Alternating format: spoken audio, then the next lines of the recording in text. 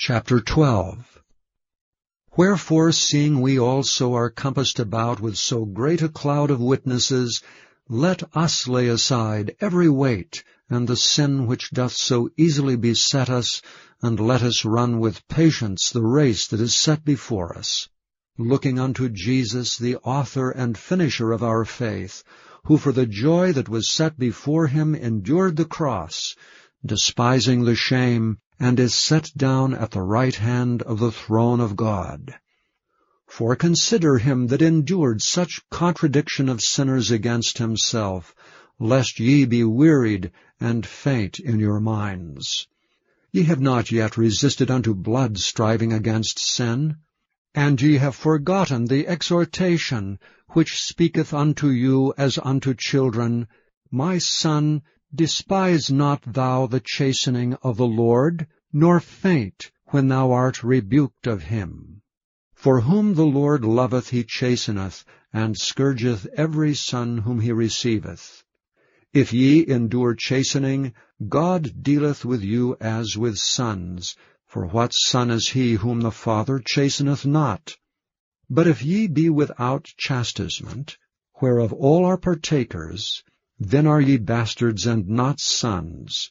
Furthermore we have had fathers of our flesh which corrected us, and we gave them reverence. Shall we not much rather be in subjection unto the Father of spirits, and live? For they verily for a few days chastened us after their own pleasure, but he for our profit, that we might be partakers of his holiness. Now no chastening for the present seemeth to be joyous, but grievous.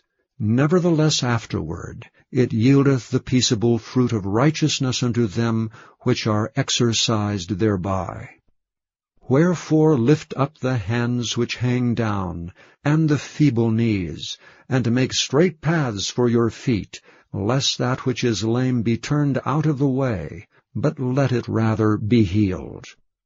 Follow peace with all men, and holiness, without which no man shall see the Lord, looking diligently, lest any man fail of the grace of God, lest any root of bitterness springing up trouble you, and thereby many be defiled, lest there be any fornicator or profane person, as Esau, who for one morsel of meat sold his birthright.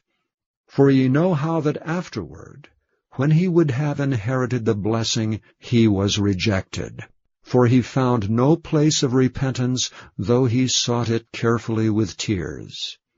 For ye are not come unto the mount that might be touched, and that burned with fire, nor unto blackness and darkness and tempest, and the sound of a trumpet, and the voice of words, which voice they that heard entreated that the word should not be spoken to them any more. For they could not endure that which was commanded. And if so much as a beast touch the mountain, it shall be stoned or thrust through with a dart. And so terrible was the sight that Moses said, I exceedingly fear and quake.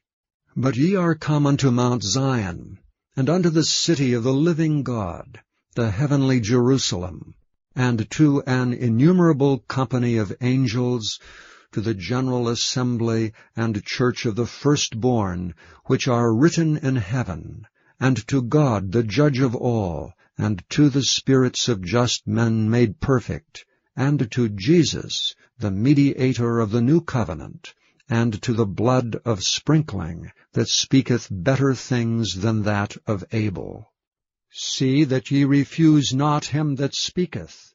For if they escaped not who refused him that spake on earth, much more shall not we escape, if we turn away from him that speaketh from heaven, whose voice then shook the earth. But now he hath promised, saying, Yet once more I shake not the earth only, but also heaven. And this word, yet once more, signifieth the removing of those things that are shaken, as of things that are made, that those things which cannot be shaken may remain. Wherefore we receiving a kingdom which cannot be moved, let us have grace, whereby we may serve God acceptably with reverence and godly fear. For our God is a consuming fire.